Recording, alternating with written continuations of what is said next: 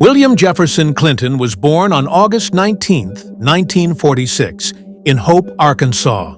Her father, William Blythe, died in a car accident before she was born. His mother, Virginia Dell, made great efforts for her son's education and development. Clinton later took the surname of his stepfather, Roger Clinton, after his mother's second marriage. Clinton, who became interested in politics at a young age, met President John F. Kennedy in 1963 while participating in a student program in Washington, D.C., and this encounter became one of the turning points in his life. I was about the third or fourth person in, and he started here, and I sort of nestled my way up and made sure I got to shake hands with the president. He was quite generous. He went down the line and shook hands with him. Clinton completed his undergraduate education at Georgetown University. After returning to the United States, he continued his education at Yale Law School. It was here that he met his future wife, Hillary Rodham. Elected governor of Arkansas in 1978, Clinton became one of the youngest governors in the United States at the age of 32. Let us put aside our fears for our hopes.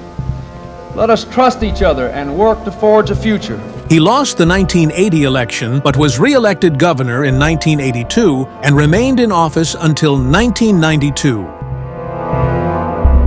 During his tenure as governor, he focused on educational reforms and economic development. He ran for President of the United States in 1992. During his campaign against Republican candidate George Bush, he reached a wide audience with his New Democracy rhetoric. He won the election and became the 42nd President of the United States. The economy experienced significant growth during the Clinton administration. Unemployment rates fell, inflation was brought under control, and budget surpluses began to be generated. Developments in the technology sector and the growth of global markets have had a significant impact on economic success. In Indonesia and in Sri Lanka, we gave them all with their new boats a cell phone. One of the most significant international developments during his presidency was the air operation against Yugoslavia, led by NATO in 1999.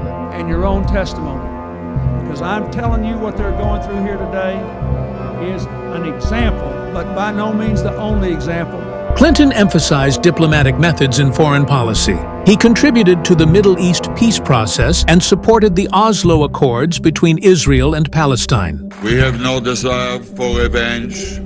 We harbor no hatred towards you. It also led to the implementation of the North American Free Trade Agreement. Bill Clinton's presidency was also marked by various controversies and scandals. The most notable incident was his relationship with White House intern Monica Lewinsky in 1998. When this incident became public, Clinton initially denied the allegations, but it later emerged that he had lied in his sworn statement. Indeed, I did have a relationship with Miss Lewinsky that was not appropriate. As a result of these developments, the U.S. House of Representatives initiated impeachment proceedings with the aim of removing him from office. However, there were not enough votes in the Senate to remove him from office, and he remained in his position. Other controversial issues Clinton faced during his presidency included the Whitewater real estate investment scandal, allegations of impropriety regarding FBI files, and the Lincoln bedroom donation scandal. None of these incidents were sufficient to legally remove Clinton from office, but they did affect public perceptions of trust. I think it's very poor. I think when the nation sees this, they'll be embarrassed on his behalf, because it's quite clear, I think, to most that he's probably guilty. Among his mistakes, his unethical relationships, attempts to cover them up, and violation of his presidential oath by lying to the public caused a great deal of controversy.